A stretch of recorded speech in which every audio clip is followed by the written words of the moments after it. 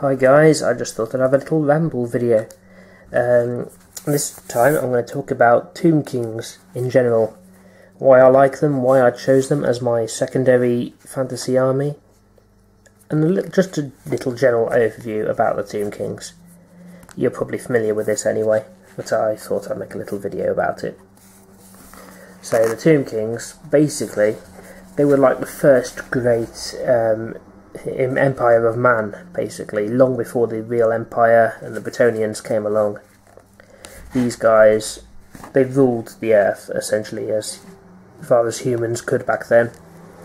In Neherkara, they had this beautiful empire, and, you know, they were really affluent and well-to-do, although obviously they still had a lot of war. They had to deal with the orcs and goblins and the barbarians at the time, and all sorts of different things, not to mention lots of internal struggles. And they were very superstitious kind of people. They very much believed in the afterlife, which is kind of like the basis of their entire culture, just like very similar to the Egyptians of the real world. Basically, they believed that there was a greater life awaiting them in the future, and they sort of got a bit obsessed by this over the years, and they set up these entire academies of lich priests to kind of study these dark arts, to kind of resurrect them. And when a Tomb King died, he went to his grave, or rather his kind of pyramid. He had these glorious pyramids built, and they went and they were mummified and put into these tombs, and their faithful followers, their legions of soldiers and their necrotects and all these other great people that they wanted with them in the next life, they were buried alive with the Tomb King. They literally stood there rank and file as the sand was poured on top of them, ready to serve their master in their new life. Unfortunately for them, things didn't go quite as well as planned. They were expecting to come back as flesh and blood, properly resurrected. But it seems that thanks to Nagash, the kind of the evil guy who took it all the wrong way and went a bit nasty, he kind of ended up creating vampires and cursing the entire land to undeath.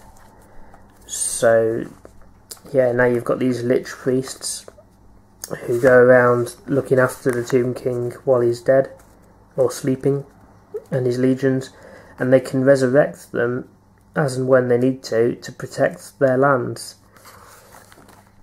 Unfortunately, they are skeletons now. They are undead. What I like about the undead of the Tomb Kings, though, is they're not dead. They're not like mindless skeletons who are just, you know, worshipping or following what they're told to do mindlessly. They still have this sense of loyalty to their Tomb King, really. What drove them to be buried alive in the first place is what drives them in death to still kind of serve and in the interests of the empire that they believe in. So they might not have personalities anymore, and they don't have hobbies anymore, but they're still who they were in a sense, which I think is pretty cool. And it's kind of a tragic story, really, because these people, they were a once great empire. They were humanity's pinnacle, and they lost it, and now they're trying to get it back, but they'll never be the same as they once were, which is an absolute tragedy. There's the map, the Land of the Dead. So you can see all the different cities there. You've got the Black Pyramid of Nagash, Kemri, the City of Kings. You know, all these different kind of interesting places, Qatar, and the Crackland. And then off to the right there, you've got where Nagash hangs out, Lamia, the Cursed City. And if you head up north, you've got like the realm of orcs and goblins, and then far up there you have the Empire. And yeah, that's pretty cool. You've got a rough timeline there of the Tomb Kings and their wins and defeats, legions going to war. And yeah, and then you've got the section in the army book about the different kind of legions you can get. So you've got the army special rules. You've got some pretty interesting ones, like the archers have the arrows of Asaph rule. They never count any bonuses or penalties to hit when shooting. So while their BS isn't particularly high, it's not going to be changed. If their BS was 2, they always hit on a 5 or 6. There's nothing that can happen to change that. Then you've got your Tomb Kings and your Lich Priests, Tomb Heralds and Necrotects, all these interesting kind of units. Skeleton Warriors and Skeleton Archers. Then you've got your Horsemen and your Horse Archers. It's interesting that it kind of separates those. It's not just like Horsemen that can have arrows as well, but they're actually almost separate units there. You've got Skeleton Chariots. They're going to be quite a bulk of any Tomb King's army. The chariots are great. They really were one of the things the Tomb Kings loved to roll out there. Tomb Guard, they're kind of like the elites. Caskets of Souls. They literally stay back and just suck the souls out of anyone who dares to look at them. The Screaming Skull Catapult, firing the heads of defeated foes back at them. You've got the Carrion, which had like these vultures that come down and tear the foe to shreds, have a little meal in the process. The Tomb Swarms, again they're a bit like the Scarab Swarms from the Necrons. The Necropolis Knights and the Sepulchral Stalkers, I don't know how you pronounce that, but they're pretty cool. They're kind of like snake things. I really like those. I want to get a set of that. You got the Ushabti, which are kind of like these giant stone constructs come to life. They can have great weapons or great bows with those. They're pretty awesome. Tomb Scorpions. Then you've got the Kemrian War Sphinx and Necro Sphinx. So that's a pretty big kit. You've got 2 options with that one. Then there's the Necrolith Colossus and the Hiero Titan. Hiero Titan, I guess you'd call that, because it's like hieroglyphics. Hiero Titan. I don't think there's a model for those yet. I think you just have to convert something if you want one of those. Then you've got some characters. You've got Setra the Imperishable, the great king of Nehekara. He's like the greatest king that was ever around during the days of the Tomb Kings.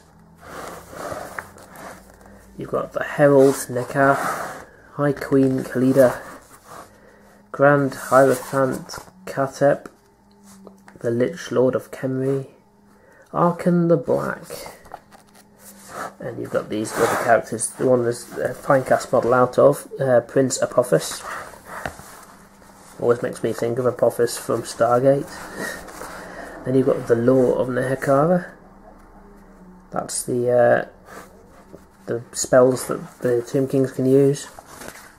Treasures, secret items, whatever. Then you've got this little showcase section of the army book, which is pretty cool. Lots of really nice artwork in there. A massive army shot. There's your War Sphinx. And some shield designs there, so you can kind of see some of the heraldry of the Tomb Kings. And then you've got the army list there, so what everything costs. Tomb Kings, they're quite a cheap army for the troops. Not the cheapest, I don't think, but core units, Skeleton Warriors, 4 points per model. So even in a 1,000 point game, you could put out absolutely tons of these. And because they're fairly simple to paint, it's largely a case of giving them a dark bone colour and then dry brushing them. You could probably churn out quite a lot of those fairly quickly. The models are pretty old for the Tomb Kings, I think, at least for some of the plastic main units, and they look a bit strange. For for example, on the Tomb King himself, his head's quite small, whereas on the warriors it's almost 50% bigger. They look quite comical compared to the more recent Tomb King's models. But, you know, once it's all on the battlefield, I think it looks quite good. It would be nice if they updated that a bit, but we'll see if that happens. And there you go, there's a nice army shot on the back. As a side note, I'm really liking these hardcover army books. I'd be quite welcoming if they introduced those into 40k as well. Yes, they cost more, but they're full colour, they're hardback, they're going to stay in better condition, and they just feel nicer. And considering you're going to be using it for probably 10 years, or 8 years, or whenever your next revision comes out, I think it's worth the investment, because you get, what, call it £2 a year or something by the end of the book. Can't be too bad, can it? So yeah, there you go, that's the Tomb Kings. I'm quite fond of those, and you will see more on those from me in the future when I get round to it. You've obviously seen my Lich Priest video already, and when I'm caught up with my Wood Elves, those will be what I'm working on.